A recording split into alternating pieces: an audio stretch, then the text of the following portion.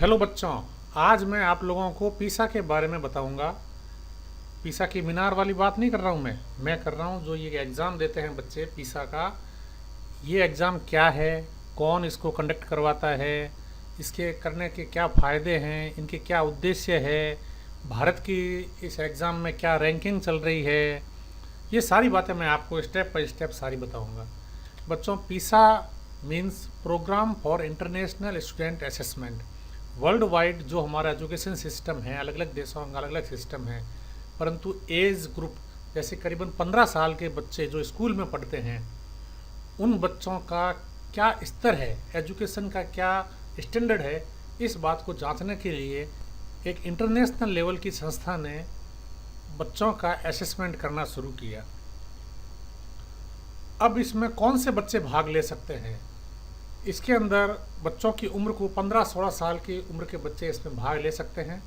अब नेक्स्ट जो पीसा का जो सर्वे होगा वो 2021 और रिजल्ट आते आते 2022 हो जाएगा, परंतु 2021 जो पीसा का है उसके लिए बच्चों की डेट ऑफ बर्थ 1 फरवरी 2005 से 31 मई 2007 के बीच की है, तो आप इसमें भाग ले सकते हैं। बच्चों, यदि आपकी डेट ऑफ बर्थ इस क्राइटेरिया में आती है और आप अभी पीसा का एग्ज़ाम नहीं दे पा रहे हैं, इसके जो पीसा का भी मॉक टेस्ट हो रहे हैं वो नहीं दे पा रहे हैं, तो आप अपने स्कूल से संपर्क कीजिए, अपने क्लास टीचर से संपर्क कीजिए, वो आपका नाम पीसा की लिस्ट में ऐड करेंगे और आप इस एग्ज़ाम को दे सकते हो।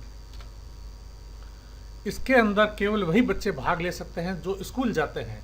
अब इसको ऑर्गेनाइज कौन कराता है? इसको ऑर्गेनाइज कराती है संस्था OECD, organisation for economic cooperation and development. ये संस्था वर्ल्ड लेवल पे ये पीसा का एग्ज़ाम कंडक्ट करवाती है। ये फ्रांस में इसका हेडक्वार्टर स्थित है, फ्रांस में पेरिस में है, और 1997 से यह कार्यक्रम शुरू हुआ था।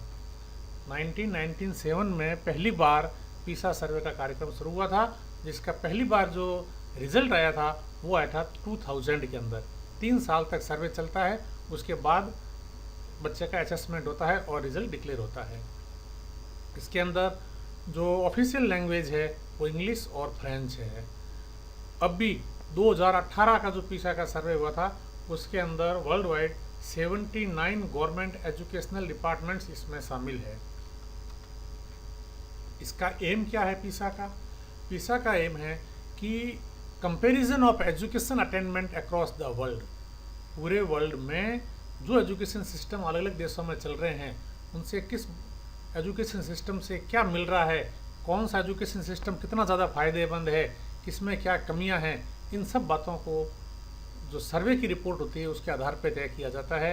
एजुकेशन पॉलिसी जब नेशनल लेवल पे, इंटरनेशनल लेवल पे बनती है, तो उसके अंदर भी ये एक प्रोसेस है जो पीसा वाली ये काम आती है। नई नॉलेज का क्रिएशन करना, कोई असेसमेंट पॉलिसी को चेंज करना, ये सारा का सारा पीसा के अंतर्गत आता है।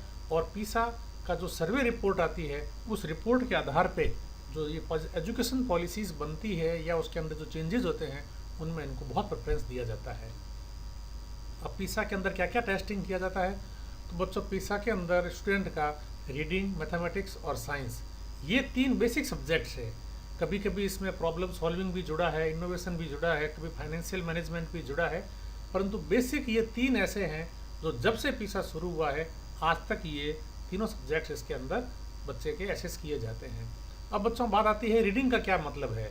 रीडिंग का मतलब ये नहीं है कि बच्चा एक बहुत ही फ्लुएंटली बोलना शुरू हो जाए कर जाए या उसको सारी स्पेलिंग आ जाए, वो सब शब्दों को पहचान ले, ये मतलब नहीं है।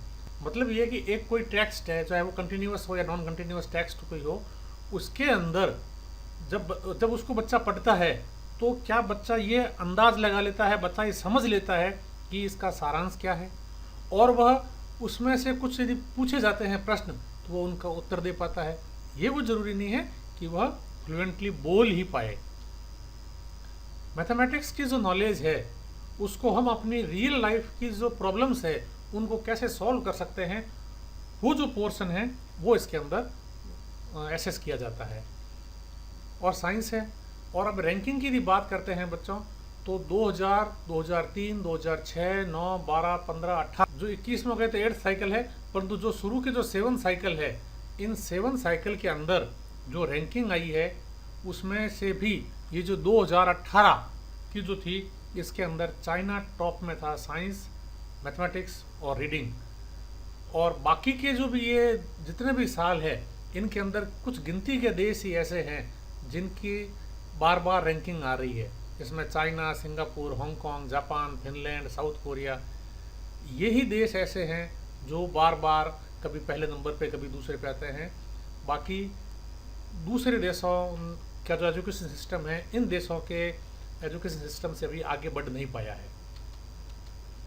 जहाँ तक बात करते हैं इंडिया की, तो इंडिया ने फर्स्ट टाइम 2009 के अंदर भाग लिया था, परंतु बाद में 2012, 15 और 18 इन तीनों सर्वे के अंदर इंडिया ने कोई भाग नहीं लिया।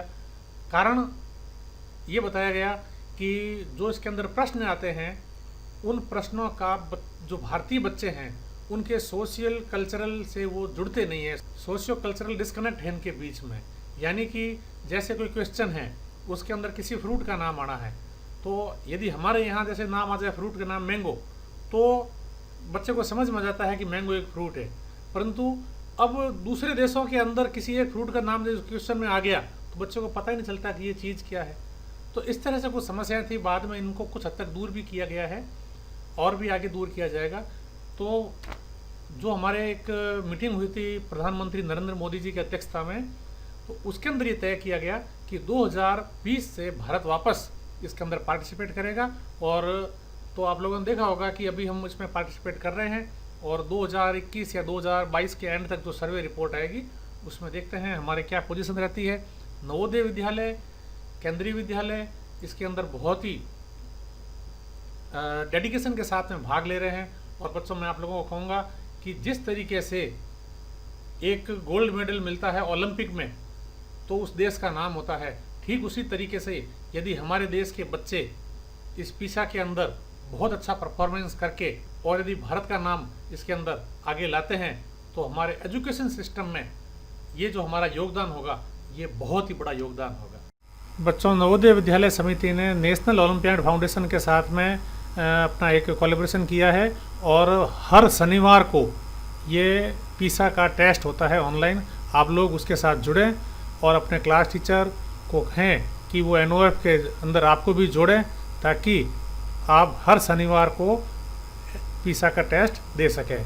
और मैं भी आपको अलग से मैथमेटिक्स की और साइंस की तैयारी करवाऊंगा।